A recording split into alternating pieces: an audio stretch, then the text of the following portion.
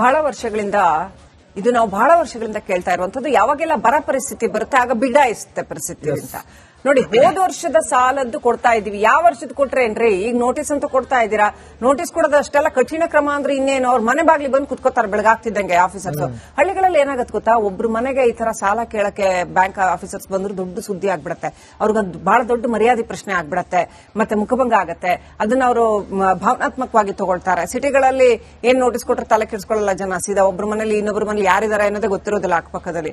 ಆದ್ರೆ ಹಳ್ಳಿನಲ್ಲಿ ಹಂಗಾಗೋದಿಲ್ಲ. ಆದ್ರೆ ಇನ್ನೊಂದೇನ್ ಮಾಡ್ಬೋದಾಗಿತ್ತು ಅಂತಂದ್ರೆ, ರಾಜ್ಯ ಸರ್ಕಾರ ಈ ಸಾರಿ ಜುಲೈ ಅಷ್ಟೊತ್ತಿಗಾದ್ರೂ ಕಡೆ ಪಕ್ಷ ಒಂದಷ್ಟು ಗೈಡ್ಲೈನ್ಸ್ ಬಿಡುಗಡೆ ಮಾಡಬಹುದಾಗಿತ್ತು.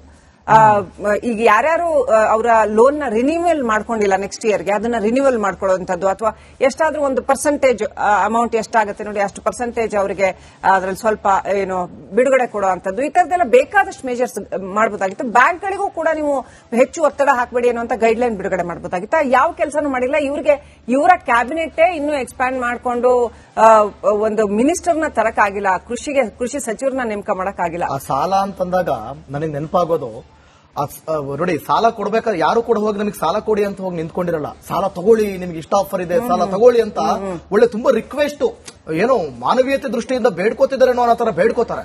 ಸಾಲ ಕಟ್ಟದೇ ಇದ್ದಾಗ ಮನೆ ಮುಂದೆ ನಿಂತ್ಕೊಂಡು ದಬ್ಬಾಳಿಕೆ, ದರ್ಪ, ಅದು ಆಗ್ತಿದೆ ದಿವೇತ್. ಈ ಕ್ರೆಡಿಟ್ ಕಾರ್ಡ್ ಇರ್ಬೋದು ಅಥವಾ ಬೇರೆ ಬೇರೆ ಕಾರ್ಡು, ಆ ಕಾರ್ಡು ಈ ಕಾರ್ಡು ಅಂತ ಅದು ಎಷ್ಟು ಮೆಸೇಜಸ್ ಕಳಿಸ್ತಾರೆ, ಅದೆಷ್ಟು ಆಮಿಷಕ್ಕೆ ಒಳಪಡಿಸ್ತಾರೆ ಅಂತಂದ್ರೆ ಪಾಪ ರೈತರಿಗೆ ಅವ್ರ ಪರಿಸ್ಥಿತಿನೂ ಹಂಗೆ ಇದೆ ಅಂತ.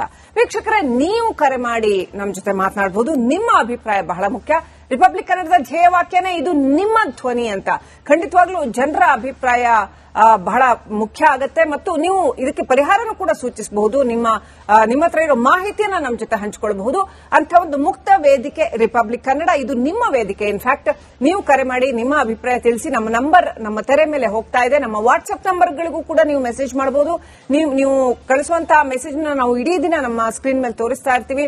ಸೊ ರಾಜ್ಯ ಸರ್ಕಾರ ಏನ್ ಮಾಡಬೇಕು, ಇನ್ನು ಏನ್ ಮಾಡಬಹುದಾಗಿತ್ತು, ರೈತರು ಏನ್ ಮಾಡಬೇಕು, ಕರೆ ಮಾಡಿ ನಿಮ್ಮ ಅಭಿಪ್ರಾಯ ತಿಳಿಸಿ.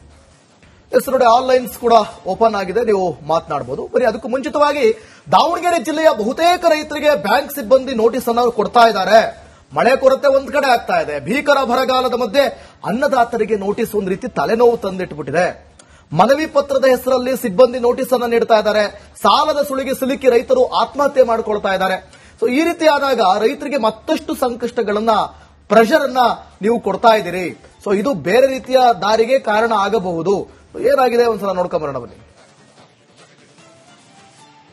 ಏನು ಈ ಬಾರಿ ರಾಜ್ಯಾದ್ಯಂತ ಮಳೆ ಕೈಕೊಟ್ಟ ಹಿನ್ನೆಲೆಯಲ್ಲಿ ಸಾಕಷ್ಟು ರೈತರಿಗೆ ಒಂದು ಸಂಕಷ್ಟ ಎದುರಾಗಿರುವಂತದ್ದು. ಬರಗಾಲದ ಛಾಯೆ ಮೂಡಿರೋದ್ರಿಂದ ರೈತರು ಈ ಬಾರಿ ತಮ್ಮ ಬೆಳೆ ಏನು ನಿರೀಕ್ಷಿತ ಮಟ್ಟದಲ್ಲಿ ಬಾರದ ಹಿನ್ನೆಲೆಯಲ್ಲಿ ಕೂಡ ಅವರ ಬದುಕು ಕೂಡ ಸಾಕಷ್ಟು ದುಸ್ತರ ಆಗಿರುವಂತದ್ದು. ಇದರ ಮಧ್ಯದಲ್ಲೂ ಕೂಡ ಆ ಬ್ಯಾಂಕ್ಗಳು ಮತ್ತು ಸಹಕಾರಿ ಸಂಘಗಳು ಪಡೆದಂತ ಸಾಲವನ್ನ ಆದಷ್ಟು ಬೇಗ ಮರುಪಾವತಿ ಮಾಡಿ ಅಂತೇಳಿ ನೋಟಿಸ್ ಕೊಡುವಂತ ಕೆಲಸವನ್ನು ಸಹ ಎಲ್ಲ ಕಡೆ ಮಾಡ್ತಿರುವಂತದ್ದು. ರಾಜ್ಯಾದ್ಯಂತ ಎಲ್ಲ ಬಹುತೇಕ ರೈತರಿಗೆ ಈಗಾಗಲೇ ನೋಟಿಸ್ ಬಂದಿರುವಂತದ್ದು. ಡೆಡ್ ಲೈನ್ ಕೊಡುವಂತಹ ಕೆಲಸವನ್ನ ಬ್ಯಾಂಕ್ನವರಾಗಲಿ ಸಹಕಾರಿ ಸಿಬ್ಬಂದಿಯವರು ಸಹ ಮಾಡ್ತಿರುವಂತದ್ದು. ಅದಕ್ಕೆ ಸಂಬಂಧಪಟ್ಟಂತೆ ದಾವಣಗೆರೆ ಜಿಲ್ಲೆಯ ಏನು ಒಬ್ಬ ರೈತರಿಗೆ ಈಗಾಗಲೇ ನೋಟಿಸ್ ಬಂದಿರುವಂತದನ್ನ ನಾವು ಇಲ್ಲಿ ಗಮನಿಸಬಹುದು.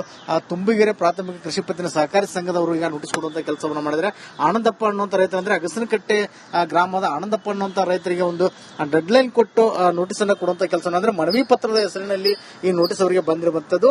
21/7/2026 ಒಳಗಾಗಿ ಹಣವನ್ನ ಮರುಪಾವತಿ ಮಾಡಬೇಕು. ಅದು ಮಾಡದೇ ಇದ್ರೆ 0% ಆಗಿರುವಂತಹ ಬಡ್ಡಿ ಹೋಗಿ ನಿಮಗೆ 10% ಬಡ್ಡಿ ದರದಂತೆ ಮುಂದೆ ಅದನ್ನ ಪಾವತಿ ಮಾಡಬೇಕಾಗುತ್ತೆ ಅನ್ನುವಂತಹ ಒಂದು ಸೂಚನೆಯ ಮೂಲಕ ಈ ಮನವಿ ಪತ್ರದ ರೂಪದಲ್ಲಿರುವಂತಹ ನೋಟಿಸ್ ಕೊಡುವಂತಹ ಕೆಲಸವನ್ನ ಮಾಡಿರುವಂತದ್ದು. ಈಗ ಇದಕ್ಕೆ ಇದೇ ರೀತಿಯಾಗಿ ಸಾಕಷ್ಟು ದಾವಣಗೆರೆ ಭಾಗದಲ್ಲಿ ರೈತರಿಗೆ ಬ್ಯಾಂಕ್ ಇರಬಹುದು, ಸಹಕಾರಿ ಸಂಘಗಳಿರ್ಬೋದು, ಸೇರಿದಂತೆ ಫೈನಾನ್ಸ್ ಗಳನ್ನ ಕೂಡ ಸಾಕಷ್ಟು ನೋಟಿಸ್ಗಳು ಬರ್ತಾ ಇರುವಂತದ್ದು. ಒಂದು ಕಡೆಗೆ ಮಳೆ ಇಲ್ಲದೆ ಈಗ ಬರಗಾಲದ ಛಾಯೆಯಿಂದ ರೈತರು ಸಾಕಷ್ಟು ಸಂಕಷ್ಟದಲ್ಲಿರುವ ನಿಟ್ಟಿನಲ್ಲೂ ಕೂಡ ಈ ಬ್ಯಾಂಕಿನ ಒಂದು ನೋಟಿಸ್ಗಳು ಮತ್ತು ಸಾಲ ಮರುಪಾವತಿಗೆ ಬರ್ತಿರುವಂತಹ ಕೆಲವೊಂದಿಷ್ಟು ಫೋನ್ ಕರೆಗಳವರನ್ನ ಸಾಕಷ್ಟು ಒಂದು ಸಂಕಷ್ಟಕ್ಕೆ ಈಗಾಗಲೇ ಒಳಗಾಗುವಂತಹ ಪರಿಸ್ಥಿತಿಯನ್ನು ನಿರ್ಮಾಣ ಮಾಡುವಂತದ್ದು. ನಾನು ಇದೇ ವಿಚಾರಕ್ಕೆ ಸಂಬಂಧಪಟ್ಟಂತೆ ಆನಂದಪ್ಪ ಅವರನ್ನು ಮಾತನಾಡಿಸುವಂತ ಕೆಲಸವನ್ನು ಮಾಡಿದ್ರೆ ಸರಿಯಾಗಲೇ ನೋಟಿಸ್ ಬಂದಿರುವಂತದ್ದು. ತಾವೇನೇನು ರಿಯಾಕ್ಟ್ ಮಾಡಿದ್ರಿ?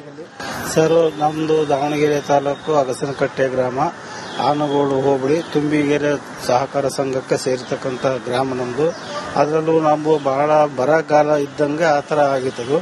ಆದ್ರೆ ನಮ್ಗೆ ಸಣ್ಣ ನೀರು, ನಾವು ಸಣ್ಣ ರೈತರು, ನಾವು ಹೆಚ್ಚು ಕಮ್ಮಿ ನಮಗೆ 1.5 ಎಕರೆ ಜಮೀನಿದೆ. 1.5 ಎಕರೆ ಜಮೀನಲ್ಲಿ ಜೋಳ ಒಂದು ಬಿಟ್ರೆ ಬೇರೆ ಏನು ಮಾಡೋಕ್ಕಾಗಿಲ್ಲ. ಹಾಕಿದೆಲ್ಲ ಹೋಗ್ಬಿಟ್ಟು ಸಹಕಾರ ಸಂಘದಿಂದ ನೋಡಿ ಇಷ್ಟು ಸಾಲ ತಗೊಂಡಿದ್ವಿ ನಾವು 30,000. ಆ 30,000 ರೂಪಾಯಿನ ಅವರು ಕಟ್ಟಕ್ಕಾಗಲಿಕ್ಕೆ ನೋಟಿಸ್ ಕಳಿಸಿದ್ದಾರೆ. ಅದನ್ನ ಈಗ ಇರ್ತಕ್ಕಂಥ ಸಾಲನೂ ಕಟ್ಟೋದಾಗ್ತಾ ಇಲ್ಲ. ಈ ಗೊಬ್ಬರ ಬೀಜಕ್ಕೂ ಸಾಲ ಮಾಡಿದ್ವಿ, ಅದನ್ನು ಹೋದ್ರು ಏನೂ ಇಲ್ಲ. ಒಂದಲ್ಲಿ ಮಳೆ ಬರ್ದಂಗಾಗಿ ಒಣಗೆಲ್ಲ ಬತ್ತಿ ಹೋಗ್ಬಿಡ್ತದ್ದು. ಈಗ ಹಂಗೆ ತುಂತುಳನಿ ಈಗ ಬಂದಿದೆ, ಈಗ ಸ್ವಲ್ಪ ಹಂಗೆ ನಗ್ತಾ ಇದೆ. ಅದು ಜೋಳ ಆಗಲ್ಲ, ತೆನೆ ಆಗಲ್ಲ. ಹಂಗಾಗಿ ಬಹಳ ತೊಂದರೆ ಈಡಾಗಿದ್ವಿ. ಸರ್ಕಾರದಿಂದ ನಮ್ಗೆ ಏನಾರ ಮಾಡಿ ಇದೊಂದು ಸಾಲ ಒಂದು ಸ್ವಲ್ಪ ಮನ್ನಾ ಮಾಡಿ ರೈತರಿಗೆ ಒಂದು ಸ್ವಲ್ಪ ಏನಾರ ಒಂದು ಅನುಕೂಲವನ್ನು ನೋಡಿದ್ರೆ ಬಹಳ ಒಳ್ಳೇದಾಗಂತೇಳಿ ತಮ್ಮಲ್ಲಿ ಬಹಳದಿಂದ ಕೇಳ್ಕೊಳ್ತೀವಿ. ಸರ್, ಯಾವ ಕಾರಣಕ್ಕಾಗಿ ನೀವು ಸಾಲ ಪಡ್ಕೊಂಡಿದ್ರೆ ಅದು ಏನಾಯ್ತು ಮುಂದೆ? ಸರ್, ಬಿತ್ತಣಿಕೆ ಮಾಡಕ್ಕೋಸ್ಕರ ತಗೊಂಡಿದ್ವಿ ಸರ್ ನಾವು. ಯಾಕಂದ್ರೆ ನಾವು ಸಣ್ಣ ರೈತರು, ಬೇರೆ ಕಡೆ ನಮ್ದು ಏನಿಲ್ಲ ಸರ್, ಜಮೀನು ಇಲ್ಲ. ನಾವು ದನ ಕರನ್ನು ಕಟ್ಟಿಲ್ಲ ಸರ್. ನಾವು ಎತ್ತುಗಳಿಗೆ ಬೇಸೆ ಮಾಡ್ಲಿಕ್ಕಂದ್ರೆ ಅವ್ರಿಗೂ ಕೂಲಿ ಕೊಡಬೇಕು, ಗೊಬ್ಬರಕ್ಕೂ ಕೊಡಬೇಕು. ನಾವ್ ಇನ್ನೊಬ್ರಿಗೆ ಕೂಲಿ ಹೋಗ್ತಿದ್ವಿ. ನಾವು ಆ ಕೂಲಿ ಹೋಗಕ್ಕೋಸ್ಕರವಾಗಿ ಅದನ್ನ ಸಾಲ ತೀರ್ಸಕ್ಕಾಗಿಂದ ನಾವು ಸಹಕಾರ ಸಂಘದಿಂದ ಸಾಲ ತಗೊಂಡಿದ್ವಿ. ನಾವು ಬಿತ್ತನೆ ಮಾಡಕ್ಕೆ, ಜೀವನ ಮಾಡಕ್ಕೋಸ್ಕರ ಸರ್. ಅದು ವರ್ಷ ಕಡಕೋದು ಆಗ್ಲಿಲ್ಲ. ಬರೀ ಹಿಂಗೆ ಯಾರು ನಿಮ್ಮಂತರ ಹತ್ರ ಬಡ್ಡಿ ಸಾಲ ತಗೊಳೋದು, ಕಟ್ಟೋದು, ಮರುಪಾವತಿ ಮಾಡ್ಕೊಳ್ಳೋದು, ಈ ತರ ಮಾಡ್ಕೊಂತ ಬಂದ್ವಿ ನಾವು.